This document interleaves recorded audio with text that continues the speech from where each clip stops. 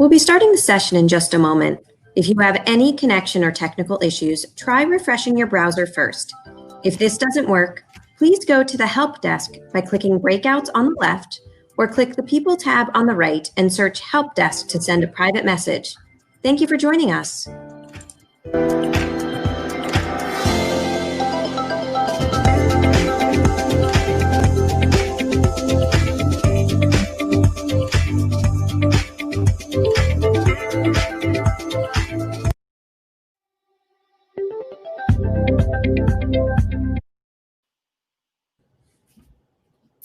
Good morning, good afternoon, good evening, wherever you may be joining us from. We are delighted to have you here.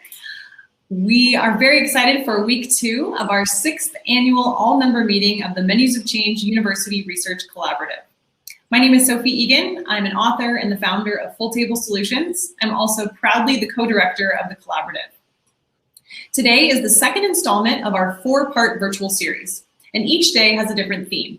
Today's theme is research, pioneering multi-site studies for the collective understanding of what works best for nudging diners toward healthier, more sustainable food choices. You're in for a huge treat over the coming hours with actionable research findings, as well as small group ideation sessions during our breakouts, where you tell us what research questions you think most deserve to be investigated. We're delighted to have each one of you joining us today, as I mentioned, so I wish to sincerely thank you for taking the time and welcome to the conversation. On that note, please tell us who you are with a quick hello to the MCURC community in the chat. Go ahead and write in your name, title, and organization. And to kick things off, I'll turn it over to my fabulous co-director, Eric Montel.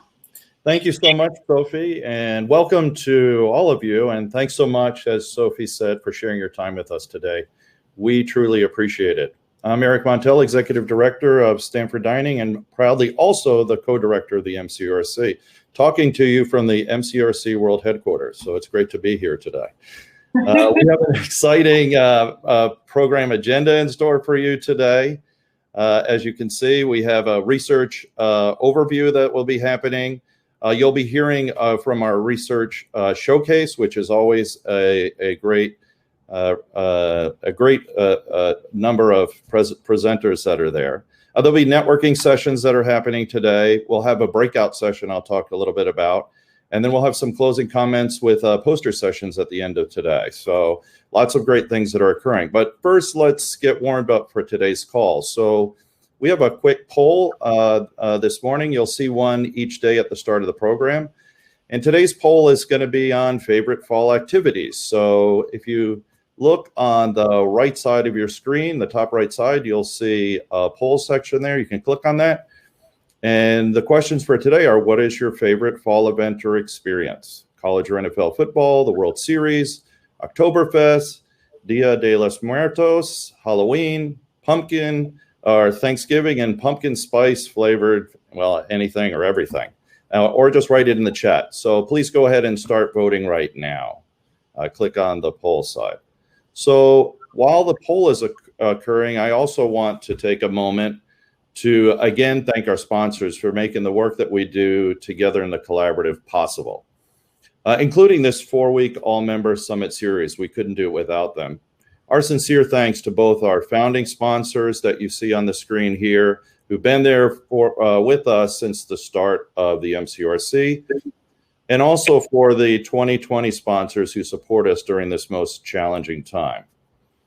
I also want to mention that we're going to be having a virtual tasting from sponsors. So there is a link to how to participate in the virtual tasting. There's going to be a Google form will be found in the chat if you would like to receive samples from them. These will come at the end of the October series at the conclusion as we collect all of the information. During the breakout sessions later today, we hope that you'll embrace our new virtual conference reality and join the conversation and discussion. You can also talk to us in the chat during these sessions and ask questions as well in the chat. During our breakout sessions, though, for you to appear on the screen, click on the green share audio and video, and you see that on the top right of the slide there. And then the breakout moderator can let you onto the screen and into the room.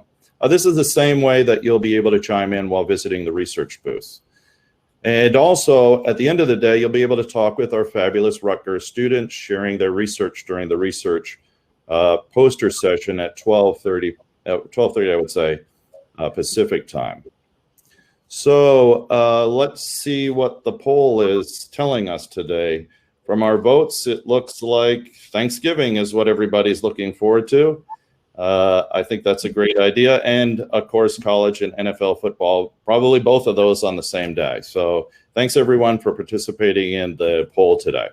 So now I'm going to turn it over to Ghislaine and Peggy. But first, I really want to thank Elaine for her, I would say, visual communication wizardry.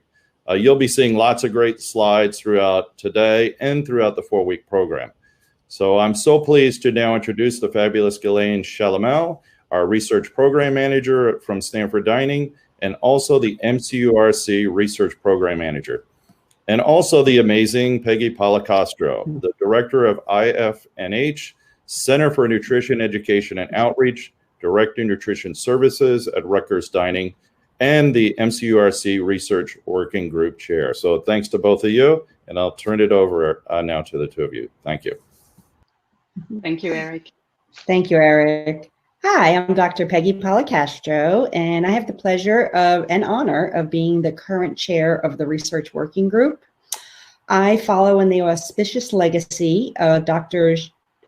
Jean Xavier Gounard and Christopher Gardner, who are past Research Working Group chairs. And this session has been touted as being a highlight of this summit, and I'm confident that today we will deliver. I think you'll be very interested in the information we have to give you about past and future projects for the Research Working Group. Today, my fabulous sidekick, Ghislaine Chalamel, and I will be discussing an overview of the Research Working Group and some of the exciting projects we'll be working on this year. So we're going to stay on this slide for a minute. As you can see from this slide, pretty impressive. We have over 60 members of the Research Working Group. So we have the numbers there, but what's really impressive is the interdisciplinary and interprofessional combination of people we have. Many times when we think of research, we think of academics that are involved in research. But from this slide, you can see we have multiple disciplines that are represented within our Research Working Group. And next slide, please. The Research Working Group is looking to shift diets, one student, one meal at a time, by choosing research that's scalable beyond one university, and also making it beyond one university and finding solutions that are practical and that are implementable.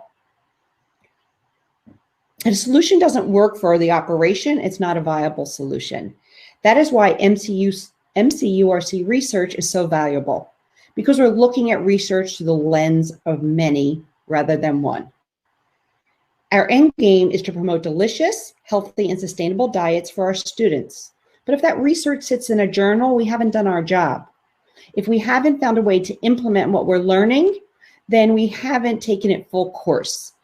So what we do within the Research Working Group, we look at the collective impact projects that Sophie described so beautifully in week 1. We also look at operational and academic research. And you'll hear about a few of these projects coming up in a little bit. Next slide, please. This is our research model. And our current research model includes starting with a pilot or seed study at one university, and then rolling that out to multiple universities. And in rolling it out to multiple universities, we can also conduct this research over many days and have multiple data points as well. So it's not an easy task when you're working with many universities. However, it makes our results much more impactful as we see what's happening across the board rather than at just one place. Next slide, please. Many of our research projects use campus dining halls as living laboratories. And what this slide shows are the many topics that the Research Working Group has used this year to work on research. And one goal we also have is to democratize research. As I said in the past, many times academics are involved in research, but we democratize research by allowing or inviting everyone to get involved. And I do hope you get involved. We try to make it as easy as possible by providing you with a research toolkit for not only the research design, but also for the data collection. I'll now turn it over to Ghislaine, who will discuss the more specific research areas and provide an update on current and past projects. Thank you. Thank you, Peggy. In the past 2 years, we have developed significantly our research, both within the research working group and beyond, with a focus on 3 of our research interests, as you can see in the slide. How to increase the preference for plant-forward diets, utilizing culinary-centric strategies to transform menu concepts. We also researched the drivers of food choices and applied psychological, behavioral, and culinary science to promote food choices that are healthier and more sustainable, and of course, delicious. And food waste reduction at last focuses on how to effectively reduce food waste and drive operational optimization. We now have 4 projects completed and 6 projects in the pipeline. As we all focus on keeping our students as safe as possible from COVID, the pandemic has put on hold research projects that use dining halls as living laboratories for now. However, it has also revealed the power of our group, leading to collaborations within the research working group to share resources and expertise, and allowed us to publish 2 manuscripts in August and launch a new research project to evaluate the resilience of the university food system. I won't say too much, as we have a packed agenda. We will start with the MCURC research with a common theme: collaboration and hard work. For this part, we will have time for questions, hopefully at the end of each session. So please don't hesitate to put your questions in the chat. So now I'll let Peggy present you the Facing Fat study. Thank you, Ghislaine. Appreciate that. So this study is really a perfect example of how we democratize research to be inclusive, to be scalable, and to be publishable. I present to you the Faith in Fat study. So we refer to this study as a seed study or a pilot study because it's simple, a very low-cost intervention, was rolled out to multiple universities, and we used our best resources, our students, to assist in the data collection. The concept of the study was actually the brainchild of my MCURC fellows. You know, students know students best, and they were discussing one day how students believe that items made without fat are actually healthier than items with fat. And so, as we always say in the research world, if we don't assess, we're just guessing. So the next thing we did is we set up a research design because we wanted to see how we can assess what the perceptions were with fat in the diet. So in developing this research design, whenever we conduct research with human subjects, we always start with an IRB or Institutional Review Board application to allow not only the host institution, but multiple institutions to be involved in the research. So that was the first step. Next slide. We ran the pilot study at Rutgers University, where I'm from, as was mentioned before. And after running a pilot or seed study, you go back now and you alter what didn't work, best lessons learned, to make sure that when you roll it out to multiple universities, that it works. And so that's exactly what we did at Rutgers. We showed it there. And then during our research working group meetings, we offered it up as a study or multi-site study to all different institutions that were involved. And what we did at this point is we came up with a standard for how to run the study and also how to collect data for the study. One, we did this because we wanted to make sure that those that may have not been as familiar with research were well versed in how to run the study. But even more importantly was that if we wanted this to be publishable, we had to be consistent across universities. We couldn't have one university setting up the design in one fashion and another university setting it up differently. So what you can see here are schools A through F of how it was set up. Excuse me, the universities involved. But for this slide, next slide. Sorry about that. Next slide with the picture of how it was set up. Yeah, okay. So this is a picture of how the study was set up. The Faith and Fat study involved a simple booth at a university dining hall. And when students would come up to the booth, these were students that were eating in the units, they would see a trifold that had 3 different types of menu items that were listed as being prepared in 3 different ways. We had a salad, we had an entree, a chicken entree, and a dessert. And for each entree, we had the item described either made without fat, made with an unsaturated fat, or made with the saturated fat. So for salad, for example, it was made just with lemon juice as a dressing. The unsaturated option was made with a olive oil, and the last one was with a creamy saturated fat dressing. And the same followed through with the chicken and the dessert. And what we did is we simply asked students, pick the item that you think is the healthiest. And we recorded all their data or all their responses on a data sheet. Next. So what we have here now are the results. And you can see that students believe that the no fat option overwhelmingly is the healthier option. And you see the large percentages that are here. Students seem to have an idea that items made with saturated fat are not healthy.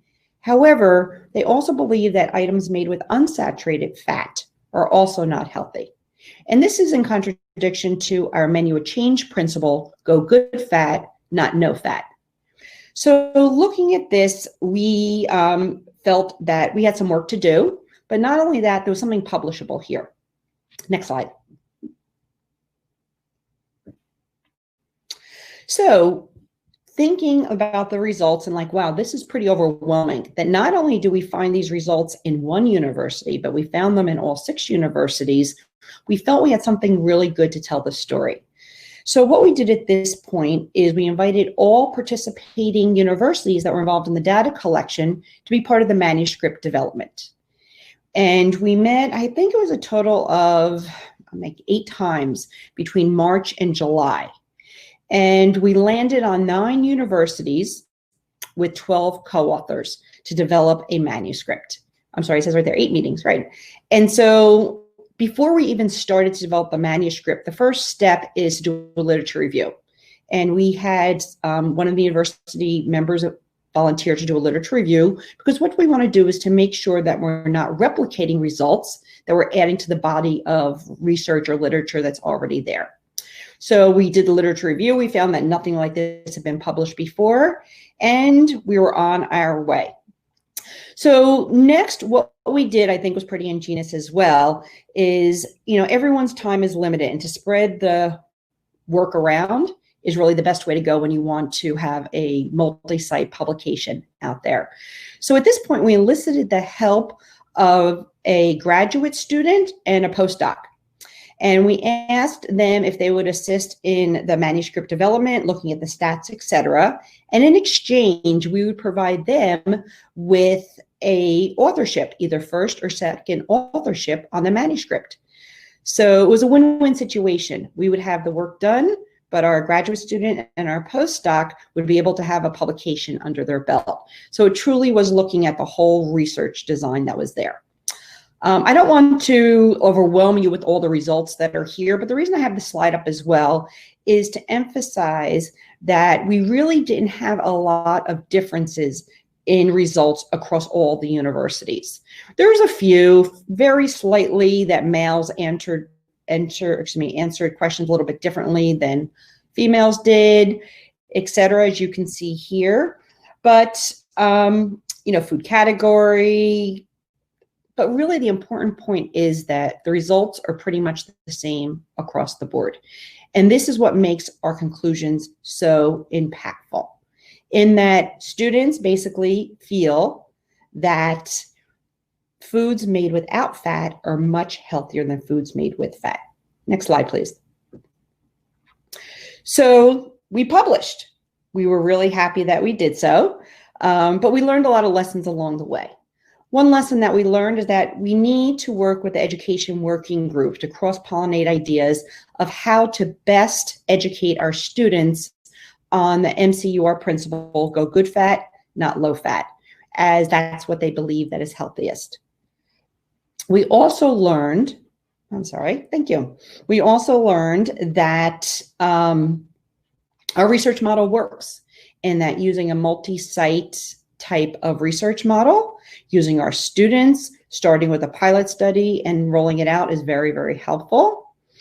We realized there's a lot of controversy regarding unsaturated and saturated fats in terms of health concerns. And this is why when we first submitted the paper, it was not accepted. We needed to change the paper to take out the words healthy and unhealthy in relation to saturated and unsaturated fat, and just put saturated or unsaturated fat versus healthy, unsaturated, unhealthy, saturated, etc.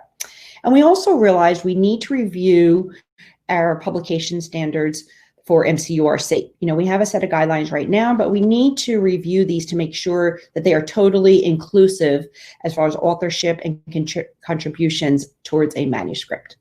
And last slide, please. I'd like to thank all the participating universities that are listed up here for our data collection. We couldn't have done this unless we had the buy-in from multiple universities. As I said, we landed there on we landed with the 6 universities to roll out the study. And lastly, I would like to thank Shirley Everett, Greg Drescher, Eric Montel, Sophie Egan for your leadership, and to our sponsor organizations for your generous support that makes funding the publication cost of our studies in peer-reviewed journals possible. And the true organizer of the Research Working Group, Ghislaine. Thank you for being my friend and collaborator. Thank you so much, Peggy. It's a real pleasure to work with you and to see the collaboration that was behind this research. So we have time for 1 or 2 questions. And as we don't have any in the chat, please don't hesitate to put them. I have one. My first question, Peggy, is why to you is this research important for MCURC? I think it's important because, one, it gets many people involved in research rather than just our academics. So I think it's a great way to collaborate. I think it's really important, too, to test our MOC principles. We put that information out there, but do students truly understand what we want them to do? And how are they interpreting it? And third, I believe this type of research is really important to get the idea of MCURC out to the public and to academics, researchers, and other universities. So for those 3 reasons, to see where we need to lead, to collaborate, and to get the name of MCURC out there is really important. Were there any surprises from the study, like things that you felt, wow, this is really new and I really learned something about students? Sure. Students still have fat phobia, which is so surprising because current scientific research shows that it's not no fat that's healthy. We need fat for so many different reasons. And healthy fats are really important for satiety, fat-soluble vitamins, and they make food taste really good as well. So I think the surprise was how overwhelming the results were, more than anything else. And how do you think we can change their mind about this issue? I think we need to be creative in working with the Education Working Group. We'll hear from them on I believe it's the last session that they're going to speak, but that is something that we can have discussions over, and maybe with the 2 working groups combining efforts. We know now that students believe that fat in the diet is not healthy. How can we get that message out to the Education Working Group? Thank you so much, Peggy.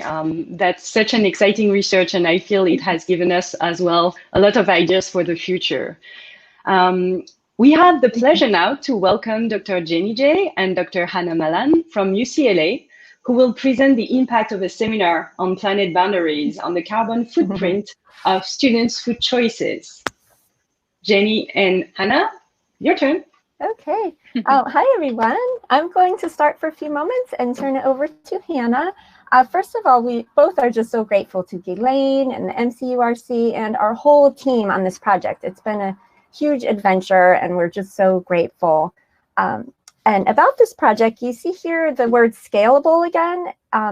That was really the key to this project, because this project built off a really large educational effort. It was a 2-quarter class. It was 5 units per quarter, where we taught students about food and the environment and surveyed them at the start and end. And it did have a result, a statistically significant result of decreased carbon footprint. That's great, but totally not scalable. No one even teaches classes that go longer than a quarter, that are that big. And so the whole idea of this one is to have something fun, just one unit, something that fits into anybody's teaching load. You can just add it on. And it also provides really necessary discussion oriented classes, which we need even more right now. We need to have our students connecting and talking to each other. So that was how it started. Next slide, please. And so it started at UCLA, just kind of piloting, trying to condense the most important, the key material from the big class into a one unit. But the project really took off thanks to some seed money and also time at earlier conferences where we got to brainstorm and recruit partners, and they gave so much intellectual contribution to this. So we expanded to UC Davis and Stanford. And so we just kept serving students at before and after. Next slide, please. And so the way the class worked is at every institution it was offered. During each time period, we also had a control group that was not enrolled in the class and hopefully taking a similar type of class, but not about the same topic. And it's a 10-week session, or 1 hour session per week with a survey on either end. We did follow the planetary boundaries framework as kind of a structure for the class. And if you haven't heard of it, I totally encourage you to look it up. It's really interesting. It goes through all the different things we need to take care of for environmental sustainability. And it turns out that food plays a major role in most or all of them, basically a major role. So next slide, you can see some of the topics that we talked about on the next slide. So for example, 70% of our fresh water goes toward agriculture. So much land is used for agriculture. We have biodiversity loss, mostly driven by land use change, climate change. So you can see these planetary boundaries all interact. We have chemical pollution, many from agriculture, dead zones from nutrient pollution from agriculture. Also antibiotic resistance. More than half of our antibiotic, large fraction, much more than half of our antibiotics are used for in animal agriculture. And of course, climate change. There are a lot of greenhouse gases due to climate. And each class has a short video and then an activity. So next slide. You can see some numbers for carbon footprint. So these numbers are out there, but what we do is work with them. We take either a personal example of somebody's snack or lunch, we calculate the carbon footprint, or a country, its average diet. You can calculate the not just carbon footprint, land, nutrient, all that. And so the videos and the activities are all available online for anybody. And if you want to offer this, you can just offer it.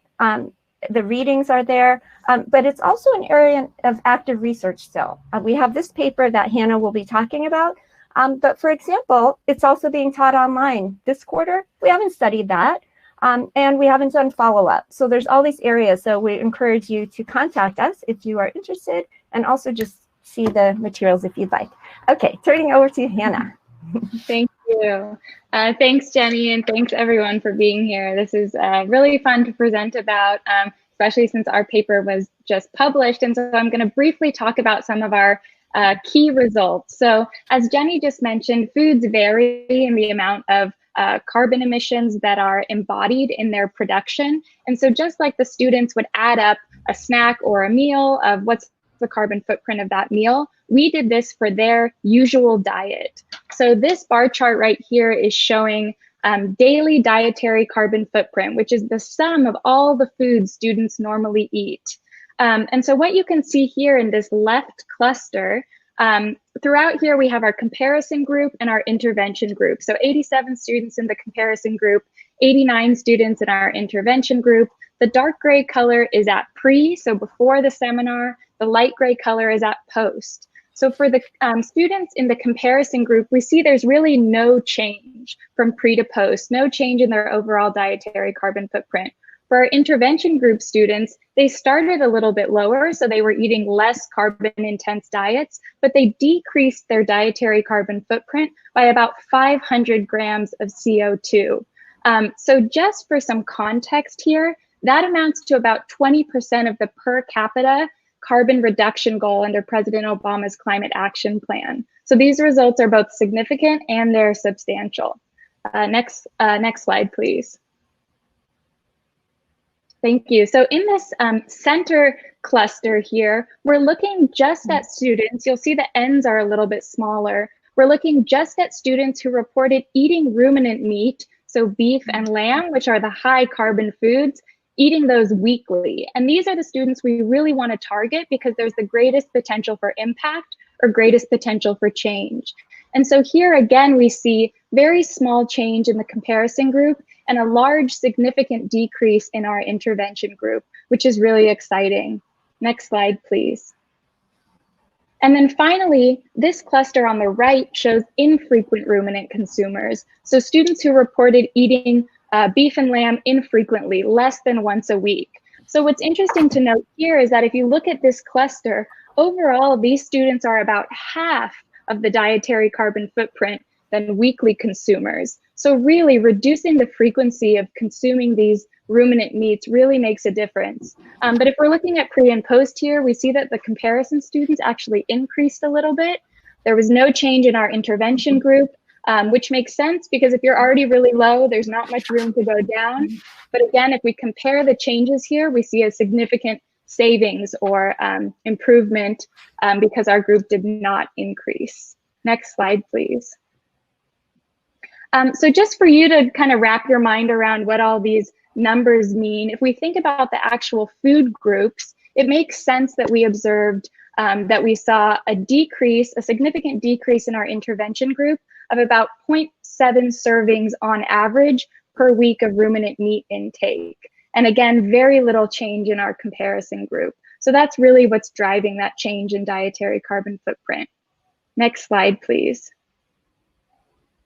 So what's really exciting to me, and for anyone who works in the public health space like I do, or on dietary behavior change, we know it's really, really hard to get people to eat more vegetables.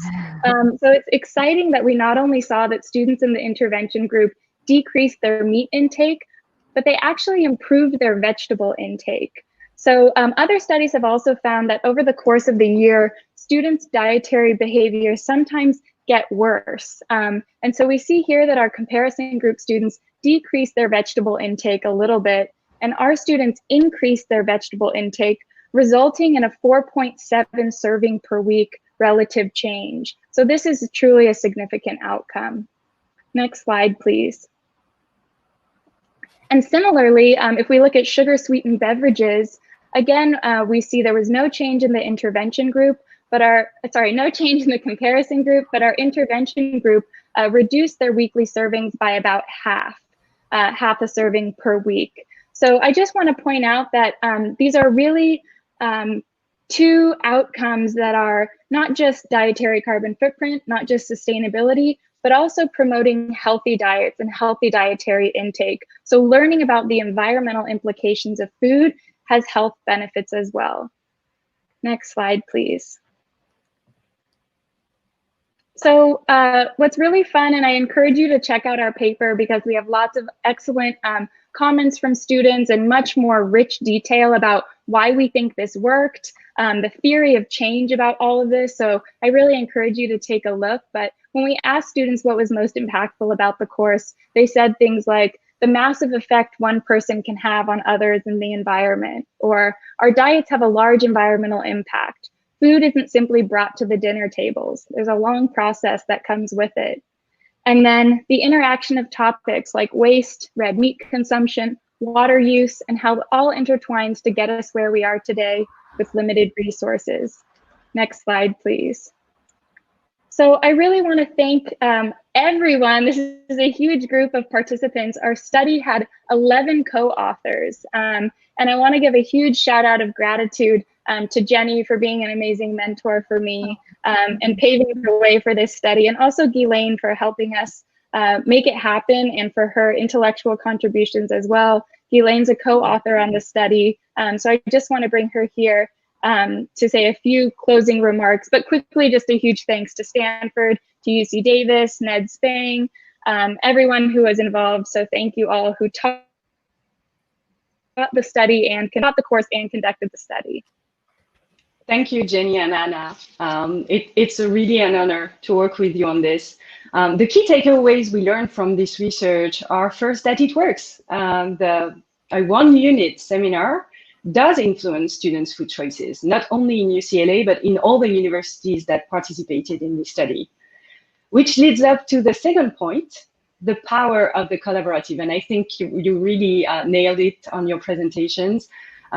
Working together and bringing on board not only 3 schools, but also including our own contacts at the schools to have control groups was an impressive demonstration of how we can work together and build bridges within our own communities, right?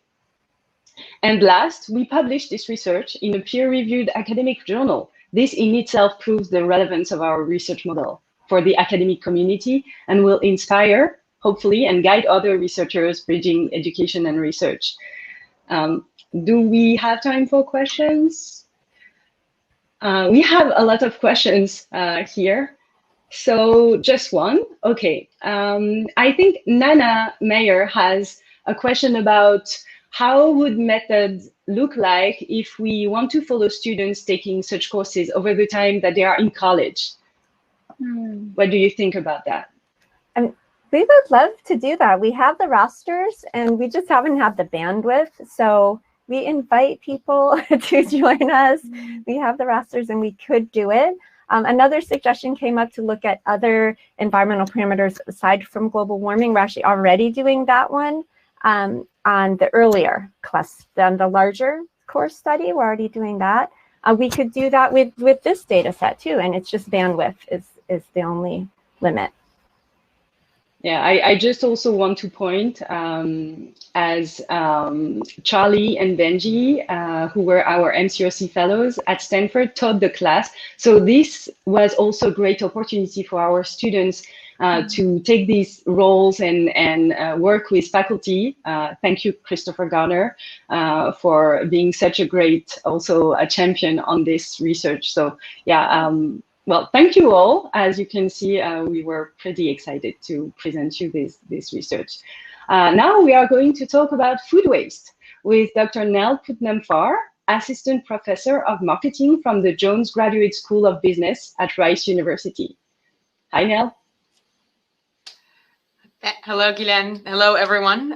Thank you. I am excited to be presenting to you today about something that is truly a collaborative effort across the many institutions of the MCURC. I was waiting for this slide. There we go. So some of you may have seen me present this research before, so I'm going to focus a little less on the specifics of the data and conclusions and talk more about how this collaboration happened, some of the things we've learned about how to run a successful, hopefully, collaboration across multiple institutions. So next slide. So this has been a good amount of time in progress. We began with a proposal in 2018 with the goal of assembling a cohort of different universities, and we succeeded in that, as you can see from the list here. We ran the study in both the spring and fall semesters of 2019, and that was deliberate because we both wanted to understand how behavior might differ in fall and in spring, but also to think about being able to continue to add additional universities with time. And so this was a nice way of bringing both of these things together. So I did a lot of the preliminary data analysis, and I presented some of this at MCURC last fall, but I'm not really a food researcher. And so this was a nice additional avenue of collaboration for us, was to add additional researchers to the project. So as of this summer, we've added the team from UC Davis, and now we're working together on this manuscript as another element of the collaboration that occurs across the MCURC. Perfect. So let me tell you a little bit more about the universities that took part in this research and what form our collaboration took. So one request from all the schools was that they try to have at least 100 respondents. That was our goal, just to be able to get a large enough sample set. We wanted to make sure that we were collecting information from all-you-can-eat facilities. We didn't want this to be an issue of thinking about how much people were paying for things and how the economics of it might influence their decision-making. And we asked the schools to give us some preliminary information to make sure that they were going to be comparable across the different sites. So we asked them how they measured who was coming in. We asked them for information about their plate size. so that we could use that in our analysis of the plates. And we asked them about how the food was served in a lot of locations. And you should all be pleased to see that these facilities are following MCURC guidelines and are trayless. So that was good to see. But this allowed us to give sort of a benchmark of information that we were able to use across all the schools. And that was important because of the protocol that we developed for the study. So this was a new way of gathering information for us. We actually asked participants to take photographs of their plates before and after they ate their meal. And this allowed us to have a quasi-objective measure of what was served, what they took, how much was eaten. And this was something that was going to be consistent across all of the different facilities once we were able to code this information. One other note about the design is that we left the recruiting and incentives up to each participating university. So we thought that each university would really understand what would motivate their own diners best. And so some offered, I think, cookies, some offered raffles for prizes. But this really allowed us to push that out to them. We gave a QR code and a tiny URL to each university. The one thing that we wanted to make sure of is that they didn't start answering the questions until after they had served themselves. We wanted to make sure that they were taking the food first and that the questions that we were asking weren't influencing how much they were taking along the way. So let's turn to what we did ask them. Rather than highlight the sort of reasons behind each of these questions, what I want to emphasize is that we deliberately crafted these questions to be essentially the same across all institutions. The only exception was actually in question 8, which was the reason for not finishing the items. Some locations allowed diners to take food for later, while others prohibited it. So we had to modify the choices to take that into account. But overall, we tried to keep all of these questions general enough that we could maximize the comparability across the different locations. Next. So we went into it with a few very general hypotheses. This was really meant to be more of an open-ended study. So the 3 hypotheses that we went in for, the first was that this idea that waste is caused by uncertainty. People aren't sure that they're going to like what they're taking, so they overserve themselves because they aren't sure if they're going to like it. The second one was that waste is caused by differences in perceived versus actual hunger. So this notion that your eyes are bigger than your stomach, you overserve, and that's what causes people to leave food behind. And then the third piece was perhaps this idea that waste is caused by variety seeking. There's so many choices in front of you that you really just want to take a little bit of everything. And so we saw strong support for the first of these 3 hypotheses, this idea that waste is caused by uncertainty. This was both the most compelling and perhaps the most actionable result that we saw across the 3. So we saw a strong relationship between uncertainty and waste, so that when people didn't know whether or not they were going to like an item, they were much more likely to leave it behind on their plate. We also saw support for the second hypothesis, this notion of people taking more when they weren't sure about how hungry they were. Not hungry was actually the second most popular reason for leaving food on the plate. And they wasted less when somebody else chose the portion size. So when you were thinking about how much to take of things like this, your eyes are bigger than your stomach. If there's a suggested serving size or someone else is serving you, you take less and you waste less. So that's a useful benchmark as well. And finally, we did not see a lot of support for this variety seeking hypothesis, perhaps because it's actually an uncertainty argument. It's not about how many items you took, but instead about how confident you were that you were going to like the item. So looking at the actual data analysis, we started off with 1,458 items, and this is really a plug for collecting as much data as you possibly can, because we eliminated a lot. We had to eliminate a lot of people. So we eliminated people who gave unusable answers, who didn't finish the study, who didn't upload usable pictures. And by the time we had done all of that, we were down to 846 user items. And so each person was asked to identify each of the items on their plate. So we have more items than we do users. They could identify up to 6 items on their plate. We also coded all of these items based on what kind of food they were. So fruits and vegetables, you can see these here, prepared mixed, animal protein. This prepared mixed was sort of an interesting category because it encompassed a lot of different things. And so I just want to highlight those. So next slide. A couple of protocol learnings. So the QR codes and tiny URLs were actually very effective at distributing the surveys. This allowed us to use posters and tabletops to distribute. I think the pictures was a really interesting way of collecting the information. What I will say, it was very labor intensive. And so I want to just give a quick shout out to the research team that I have at Rice, who did all of the coding of those pictures to try and take the kind of images that you see here and code it into how much food was taken and how much food was left behind on the plate. And I think the key also is allowing each institution to choose the rewards that worked for them. So next slide. One other thing I want to call out is that doing this across multiple different institutions really allowed us to think about how the results worked in aggregate, but also how they might have been different for one particular institution.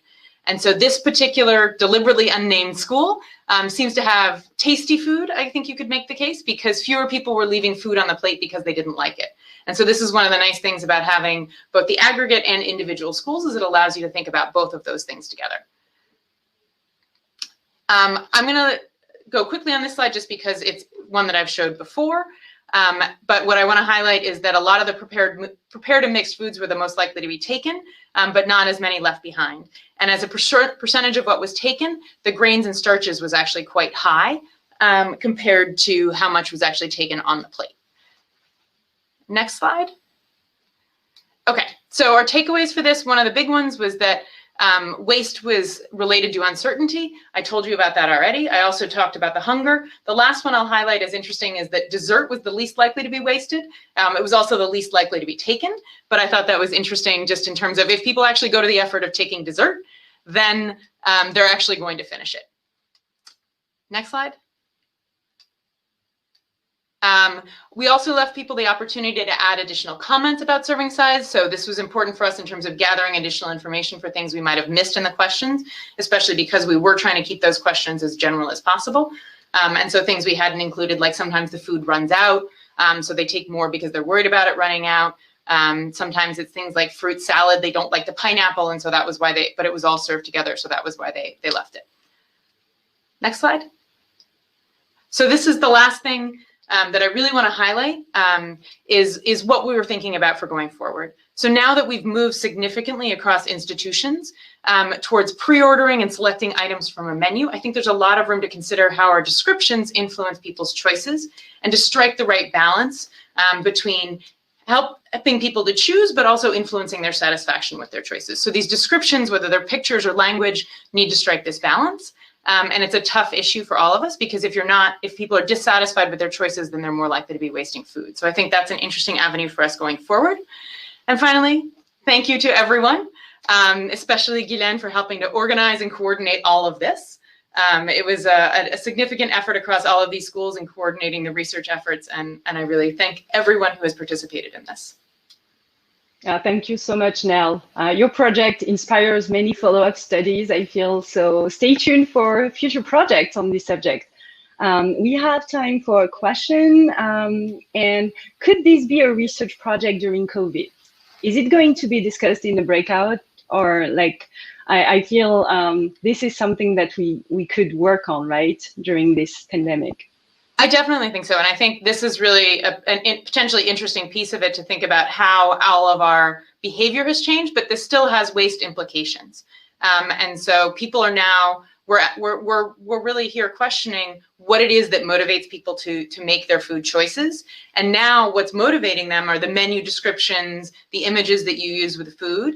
I think those are incredibly impactful. And certainly for me, from a marketing perspective, I think that's a really interesting question that we should be asking right now, is how we're thinking about describing the items in menus, describing the items on tables, and is that matching what they're getting in these to-go containers? Because if it's not, then they may be wasting a significant amount of food. Yeah, looking forward to the next steps on this. Thank you so much, Nell. And last for this first part on the MCURC research, the resilience of the university food system, with Professor Mei Wang from the Department of Community Health Sciences of UCLA, and Christopher Bosso, Professor of Public Policy and Associate Director of the School of Public Policy and Urban Affairs at Northeastern University. Mei and Chris, your turn. Right, so thanks, Ghislaine. And good morning and good afternoon to everyone. So in the next few minutes, Chris and I are going to be sharing with you findings from a survey that we conducted over the summer. and record-breaking time, which we couldn't have accomplished without the fabulous support of the MCURC leadership and Ghislaine's assistance, and I might add persistence too. So next slide, please. So as some of you might remember, in April, the MCURC leadership had initiated discussions on the impact of COVID on the food system, the university food system. And this led to a meeting in June when Chris shared his work on the resilience of the food system. And during that meeting, this idea of conducting a survey of dining directors was conceived and born. It must have been a very energizing meeting because somehow I ended up volunteering to assist with the survey despite all of my overcommitments. And miraculously, by mid-June, we had finalized a draft of the final questionnaire, which the MCURC leadership promptly reviewed and sent out to dining directors. So by mid-July, we had 27 dining directors who had responded. And by the end of July, thanks to the wonderful work that was done by Chris's student, Allison Deo, who did the analyses for us, we had preliminary results to share at an Insight Exchange. And so here we are today. And next slide, please. What we'd like to do now is to share with you a finding that we thought would be of interest to members of this group, a finding that we thought might stimulate discussion. And so just before I get into that, just to give you a quick overview of the survey, we had invited 41 dining directors and 23 responded from 20 different institutions. The questionnaire covered the context of the university, meaning the situation of the universities or the departments, and also the immediate response to campus closure, the impacts of concerns for safety, reopening plans, and lessons learned. Next slide, please. And as you can see, the institutions came from across the country, and they varied considerably in characteristics. Next slide, please. And they kind of ranged from very small institutions, Pomona College, with a student population of just about 1,500, to the University of Texas at Austin, which had a student population of almost 40,000. They also varied quite widely in terms of the percent of international students living on and the percent living on campus, all characteristics that clearly affect dining services.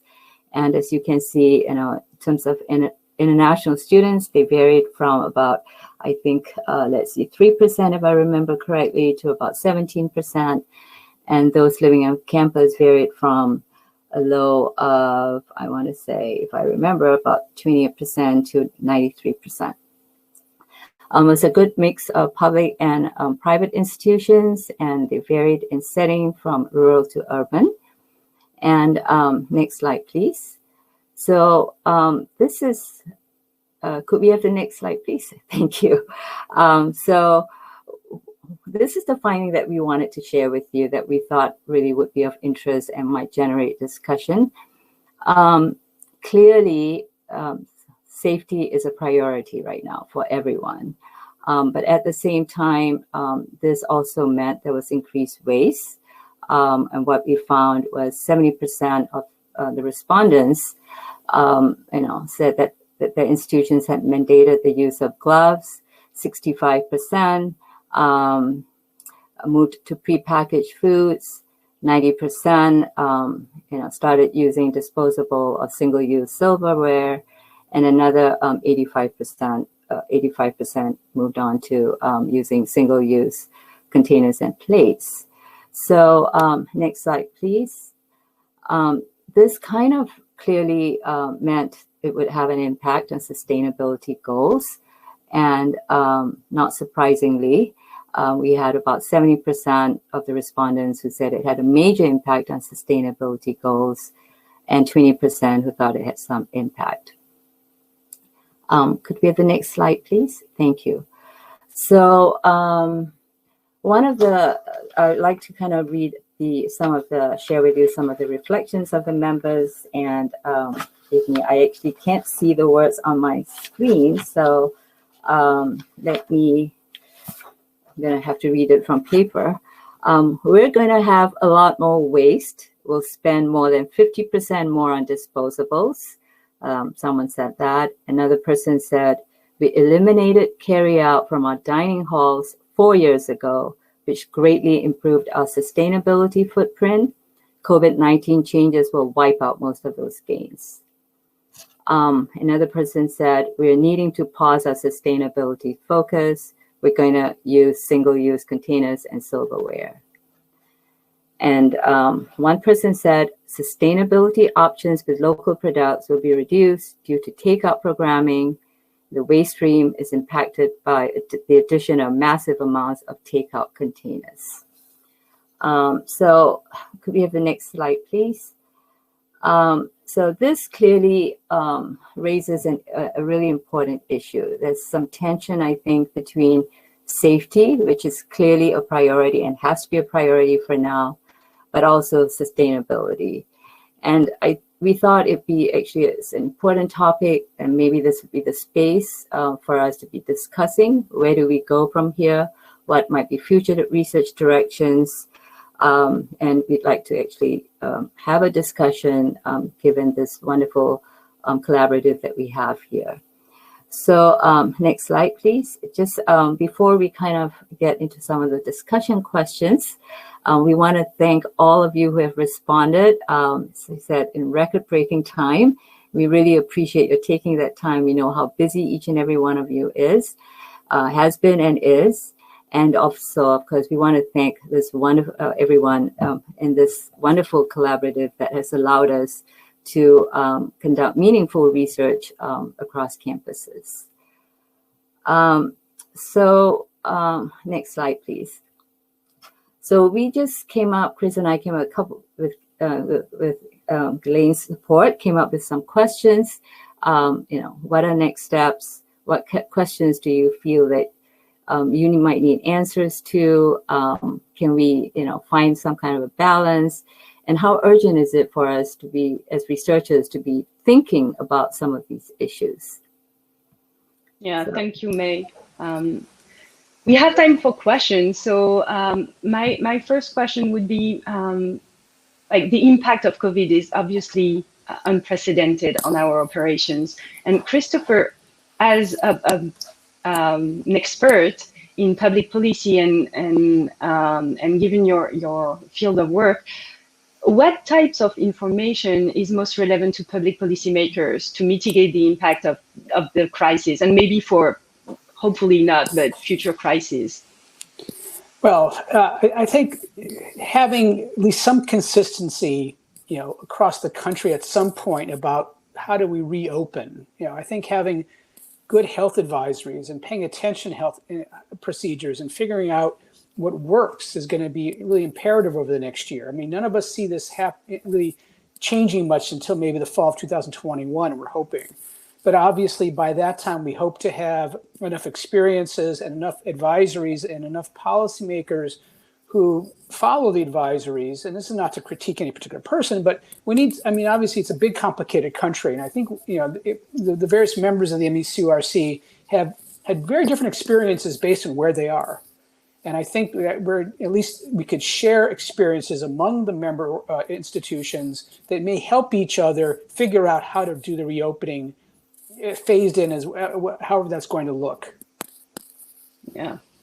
We have another question from a dining director. Reopening correctly is critical. Could we study best practices in the US, or what about other countries as well? Yeah, I think we have to. And May can speak to this as well. One problem we have sometimes in the United States is we assume that we alone know what's going on. And I think that there is a lot of good work happening in other countries where they've experienced or have been able to avoid major impacts to the extent we have. We could learn from them. And I think that that's an important thing to do. Comparative work's critical here. Yeah. Do you have any idea of how we could reconciliate safety and sustainability, or if there was any ideas on this study? May, go ahead. Why don't you take that one? Safety and sustainability. I actually think maybe we need to back up a little bit and think about the sustainability issue. I think someone I spoke with yesterday pointed out that is, we're thinking about the university food system, right? But people are staying at home, less people on the roads. So is that to some extent compensating for this additional waste that we're very concerned about? So there's sustainability at the university level, but also sustainability in a more global sense. Mm-hmm. And I also, going back to the earlier discussion, Chris we talked about policies and what can we learn from, and I think it was Eric's question, what can we learn from maybe other parts of the country or other parts of our country or from other countries. I'm actually originally from Singapore, and I spent a good amount of time there last year. And clearly, they have been dealing with this in a very, very different way. I think the mask wearing really helps in terms of reopening. And in terms of sustainability too, what are the sources of waste? Where is it coming from? And are they sources that maybe we can deal with and find better solutions to? Yeah, I feel we have a lot of work moving forward on that. Thank you so much. And thank you to all the presenters for the MCURC research. It's truly an honor to work with all of you and feeling that we have an impact, right? Because this is why we're here. Now we are going to listen to some of our members' initiatives. We will have time for questions at the end of all the presentations, not after each presentation, but don't hesitate to put them in the chat while they are talking, so this way we can move faster after. We start with Alejandra Marquez from Berkeley. Alejandra is an MCURC fellow and will present us her report, Eating for the Climate.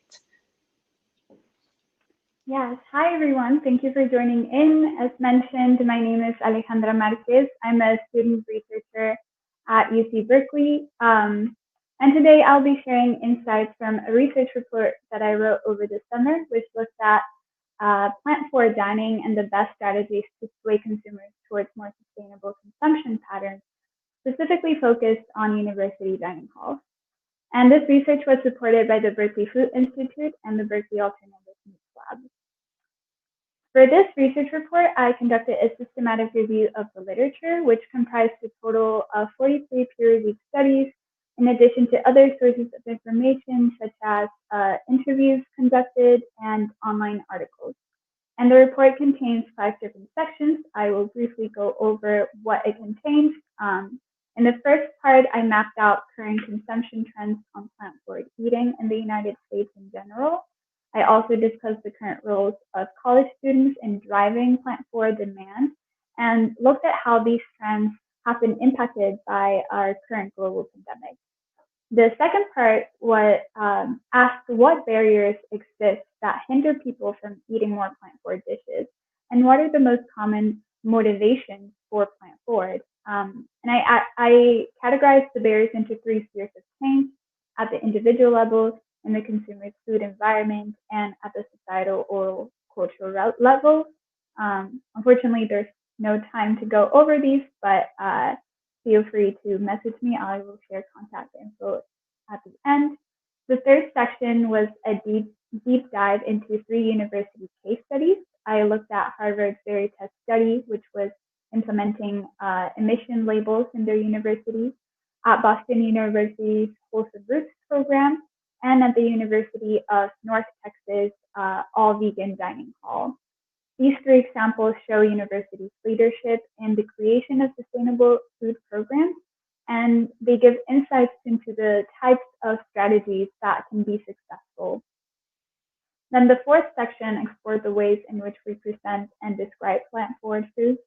I looked at the types of language and labels that best work to encourage plant-forward eating, as well as how the dining environment itself, especially looking at a dining hall, can be used to present sustainable options in an appealing manner, just by subtly encouraging through like subconscious nudges. And finally, all of these findings from the 4 parts of the report informs the recommendations made to Cal Dining for a low carbon food initiative, written in the last section. These recommendations have guided our current project to add carbon emission labels at the dining hall to inform students about climate impact in their food choices.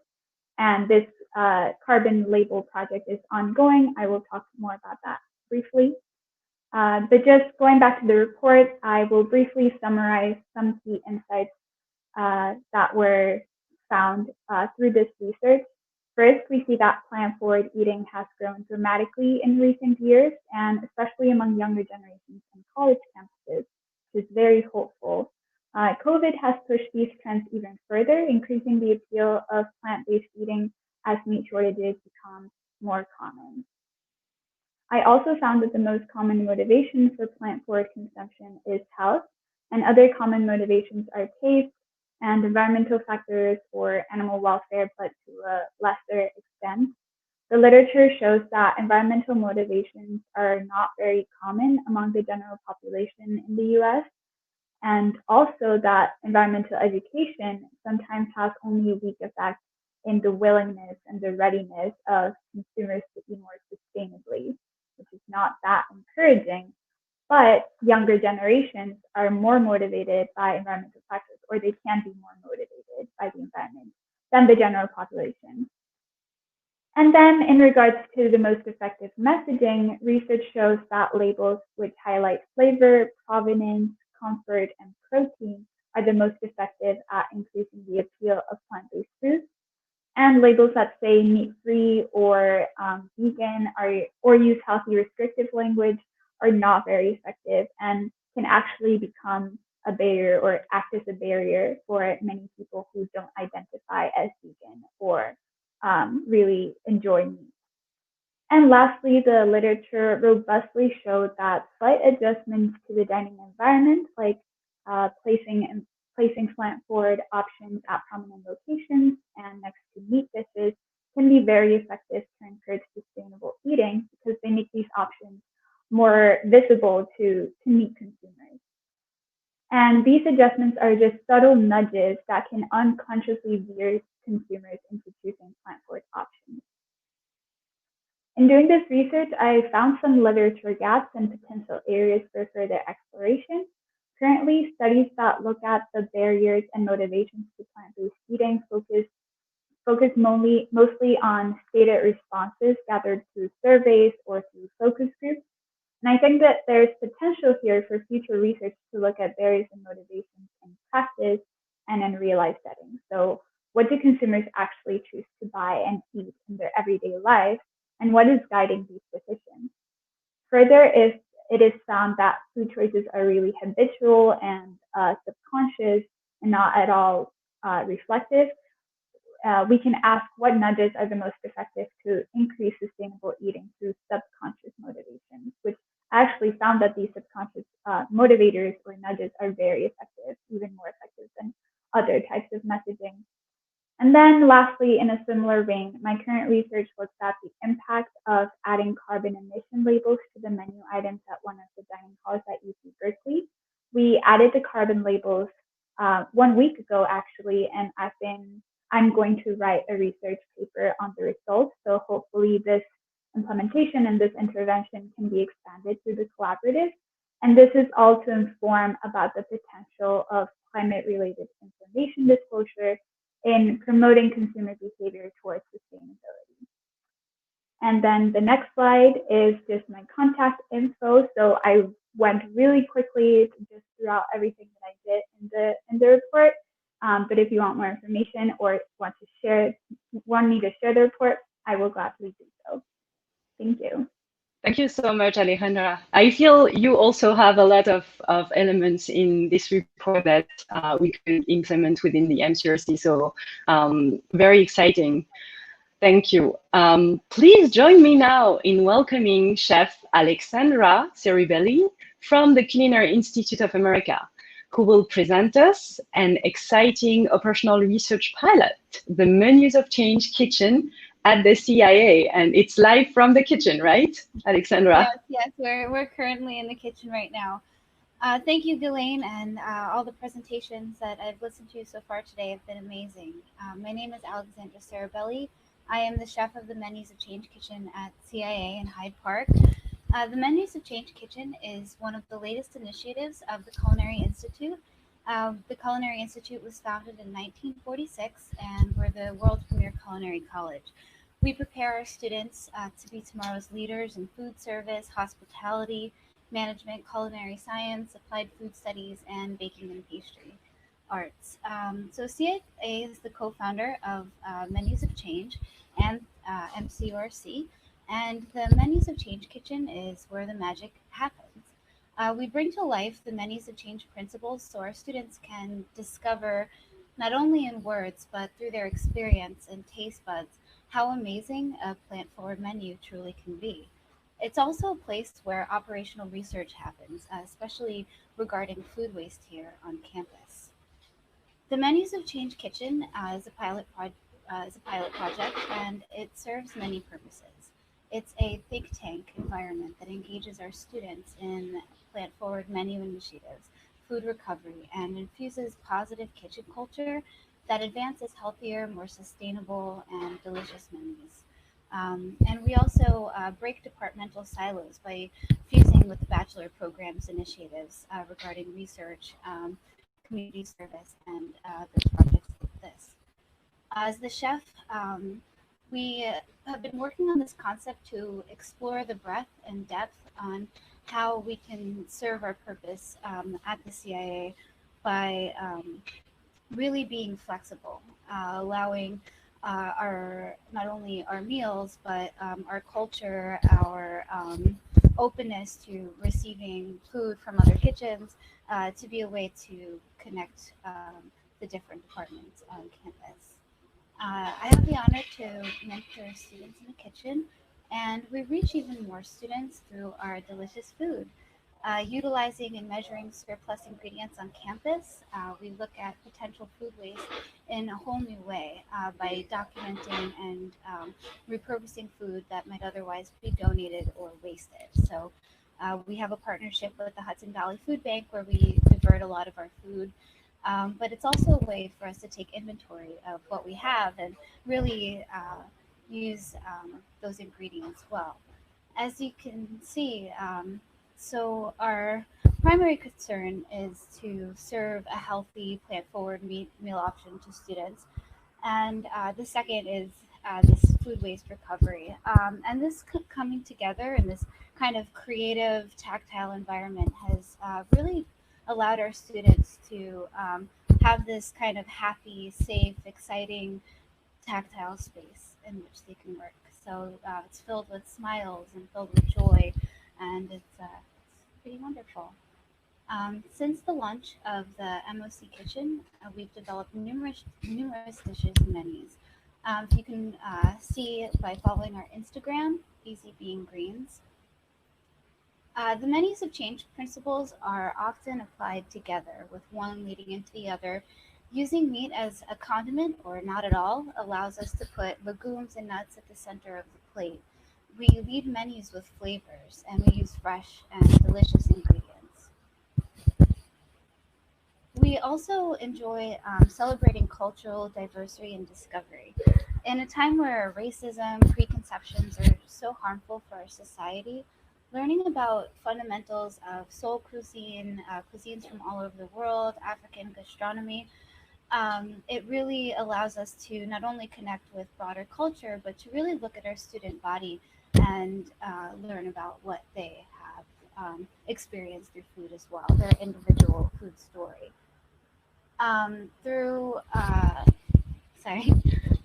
We're getting close on time here. So one principle we apply often is move legumes and nuts to the center of the plate. Chickpeas, red beans, lentils are delicious, cheap, sustainable. We really love to focus on seasonal menu and highlight, what's foods available in season and through our gardens. And I can spend hours talking to you about what we develop in the Menus of Change Kitchen, but this would not be complete if we don't talk about our students. So the student experience there, here in our kitchen, is something that brings campus closer together. It's a place where we exchange ideas. And if we continue to succeed, our goal is to make it a permanent kitchen space and use it as a living laboratory, not only for chefs, but also for students and visitors. We hope to include it in the curriculum of CAA students and have student representatives in class that apply these principles and reduce food waste in the classroom setting.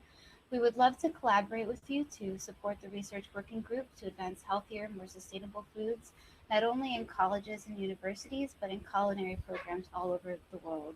Really, one student, one meal at a time. Thank you. Thank you, Alexandra. I love your Instagram. I feel it is so inspiring. As we all know here, deliciousness is really the main driver of food choices, and seeing all the amazing pictures and the menu options that you develop at the CIA, it just, yeah, it's very frustrating not to be able to taste it this year. But hopefully, soon we'll be able to do that. So last but not least, we are now going to listen to Erin Beal, Program Officer for the Food System Sustainability and Public Health Program at the Johns Hopkins Center for a Livable Future. Erin is coming.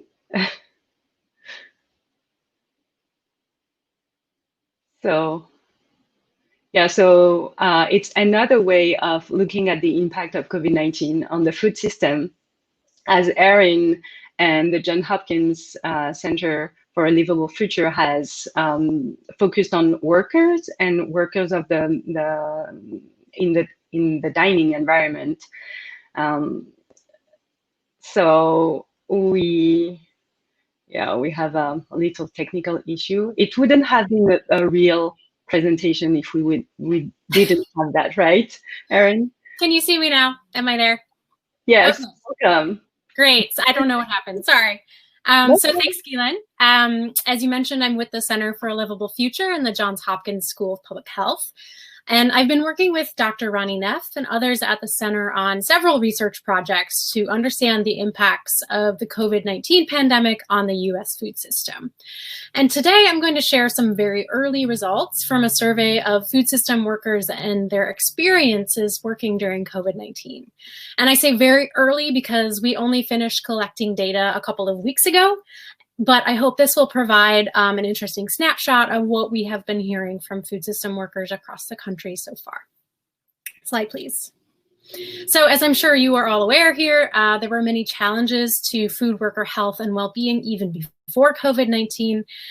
Before the pandemic hit the US, we had about 21 million workers across the food system.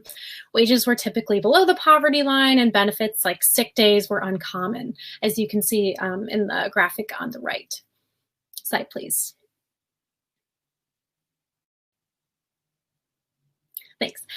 So then the pandemic hit, and as you can see in this map, the cases of food system workers infected with the virus has spread across the country and is especially hard in food processing and meat processing sectors, as we've heard in the news. Slide, please. So knowing that there is a great risk for food workers right now, we wanted to understand things like what kinds of protections for workers are there currently in place from the virus? What does their workload look like? How is their mental and physical health during all of this? And are workers themselves able to feed their families with the income they're receiving right now? And to find some of these answers, we launched an online survey of workers from food production to food retail and donation. We worked with a social marketing firm to recruit participants through social media because this was a very difficult to reach group. And the survey ran in August and September of this year. So like I said, we just finished. Slide, please. So the next several slides will show preliminary data, so I ask that you do not cite or distribute any of the work that I'm going to share. So who took our survey? About 2,700 adults living in the US took it and speaking either English or Spanish. To take the survey, they had to have worked in the food industry since March 11th. And despite some pretty extensive recruitment efforts over 2 months, the people who ended up responding most tended to be white, female, middle-aged workers in food retail, restaurants, and food service. So that's where a lot of this data is coming from. Slide, please. So we ask, how well do you think your employer's prevention measures protect you from COVID-19 at work?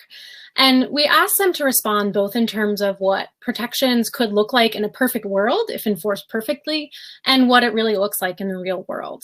And what the graph in this slide shows is that more than 2,200 people felt that the protections in place would make them feel somewhat or very protected in a perfect world. But in the real world, responses tended to be more skeptical, with far fewer saying they would feel very protected and more feeling not so protected. Slide, please. We also asked respondents if their employer formally updates employees about any staff cases of COVID-19 infection. And this was rather split. Around 46% agreed and said, yes, their employer updates them about new COVID cases. But 38% said, no, that's not true. And there was a fair bit of people in the middle. And in the qualitative comments from respondents from this survey, there were actually many stories of employees saying they didn't know, if fellow staff members really were sick, and they didn't have much information. And there was a lack of transparency from some managers and higher ups on that type of information. Slide, please. So there was, among some of the respondents, a sense of managers covering up COVID-19 cases and other information among many of the comments that we got. And such as a comment from one supermarket worker who said, temperature checks are carried out too quickly and discourage honest answers. More than once, I have seen or heard of managers dismissing throat symptoms as allergies. And the sentiment and experience was not common across the board, however. One restaurant worker, for example, said, from the beginning, our upper management kept us very informed and up to date on everything. Our temperatures are checked, we wear gloves and masks, and our customers are encouraged to wear masks, but I still feel very protected. Slide, please. So as you've heard, there were many comments about challenges in the workplace, but they weren't all aimed towards employers. Many of them were aimed towards customers. So there's a CDC infographic on how to protect workers from angry customers who don't want to wear masks. And after reading comments from the respondents, I can understand why. And slide, please. One of the most slide, please. Okay, thank you. One of the most heart-wrenching examples came from this food retail worker who said, we were scared ourselves, facing angry and frightened customers every day. More than one time after working an 8-hour shift, I just sit in my car and cry a bit before I drove home. And I'm not the only one who sat out there crying. Slide, please. So it's clear from these initial results that there are significant burdens placed on food system workers right now that may be impacting their health. We also found that 48% of the respondents said their mental health had gotten worse since the start of the pandemic. 30% said they had a harder time getting enough food for their household, and 32% said they'd been thinking about changing jobs. Slide, please. So what can be done about this? We also asked them what should employers, et cetera, do to protect workers from COVID-19. And the top themes that came out in the qualitative comments were related to enforcing customer mask wearing and social distancing, providing hazard pay, providing better and more personal protective equipment, paid time off for employees, and kind of surprising to me, shutting everything down for a couple weeks until the risk was reduced. Slide, please. So that's just a very quick snapshot of the data we've collected, and much more is to come. We plan to write some policy briefs and other communications based on the more in-depth analysis we will do. And we hope to expand to get a survey and representation from a broader group of food sectors, as well as a more diverse survey. So thank you very much.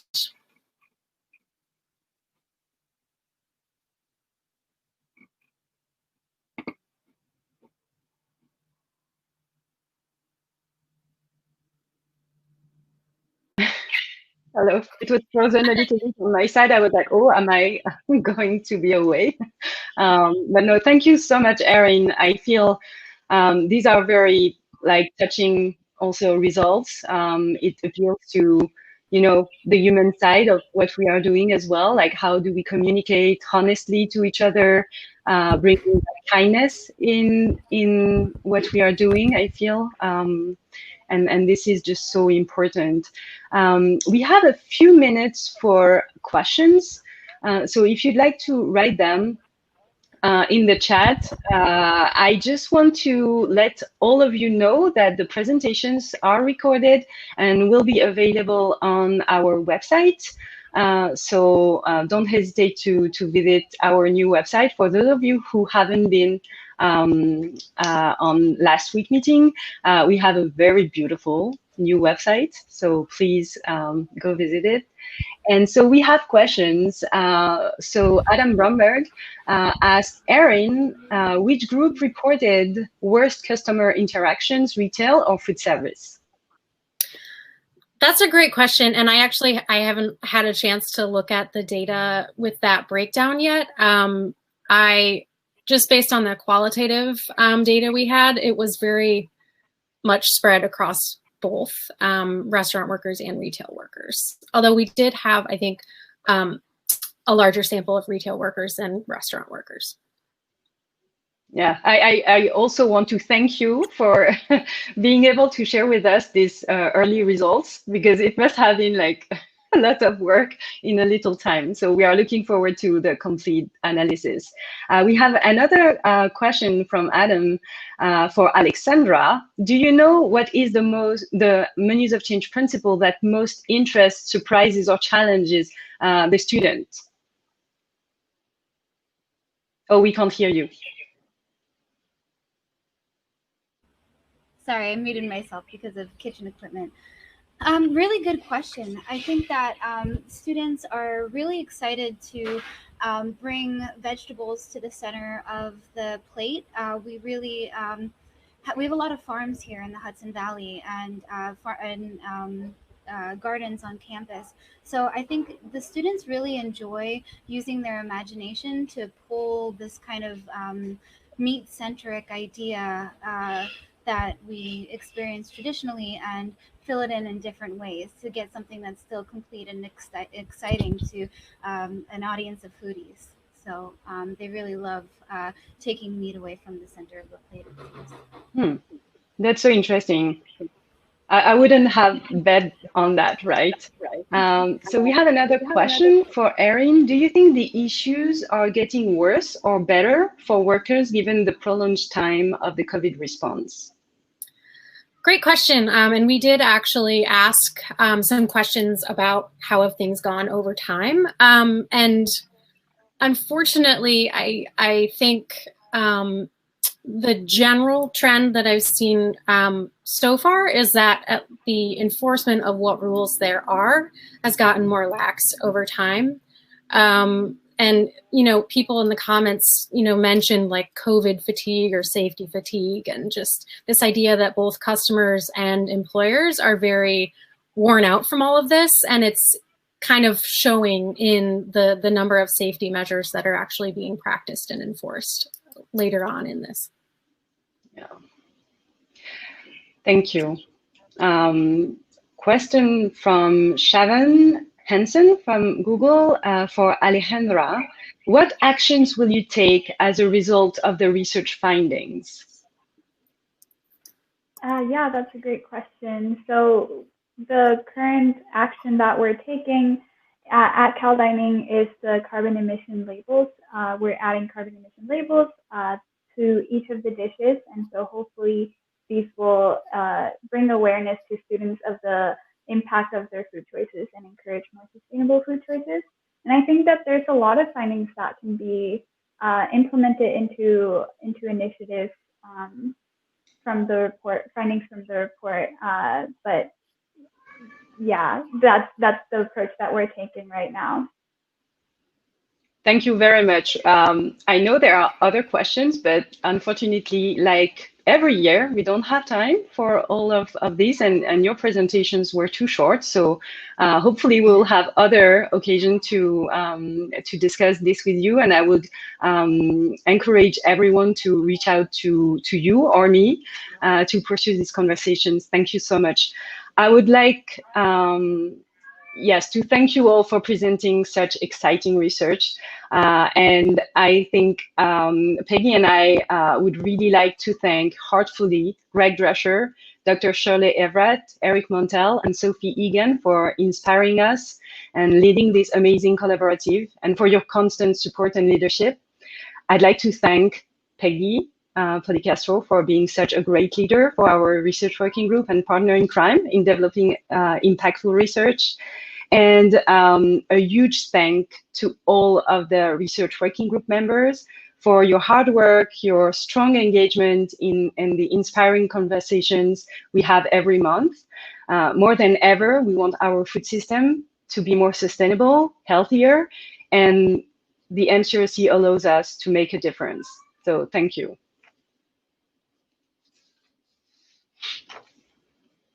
And we should have Sophie and Eric coming. Thank you so much, Ghislaine, and thank you to all of our researchers, all of our presenters. I will just offer my wholehearted thanks and agreement to everything that Ghislaine shared in terms of our tremendous gratitude and inspiration from. That was an amazing showcase. I've got to say, if we were all in the same room, we would be hearing booming applause. So thank you so much. And now we'd like the opportunity to chat amongst all of us in smaller group sessions. So at this time, we're heading to the sponsor member idea hubs on the future of university food service. These sessions are structured as rapid fire 7-minute breakouts with member and sponsor pairings to share insights on your current and future operations in order to brainstorm together on practical resource development. What do you need, and how can our sponsor collaborators perhaps help you? University members have received a calendar appointment with details of your Idea Hub session scheduled for today, and that's the case for each Wednesday. In addition to facilitating connections, one of our overarching goals with these meetings is to allow our sponsors to come together as a group, actually, and to develop projects and resources for the MCURC community. So in order to make the best use of these quick breakouts, we developed a discussion guide to facilitate the sessions, and you can find a link in your breakout room chat. Once you enter the breakout tab, click on your university room and then the share audio and video button to engage in the discussion. Sponsors will join at their designated time. And if you don't see your university logo on the breakout page, you can check out the schedule or go to the help desk to double check if you should indeed have a meeting room. And if you do not have a meeting, we encourage you to connect with other members and other attendees who are here with us in the networking tab. Today's networking topic is, what is the healthiest new habit you've picked up during the pandemic? So we hope you enjoy the Idea Hubs and networking, and we'll see you back on stage here at 11:55 a.m. Pacific time.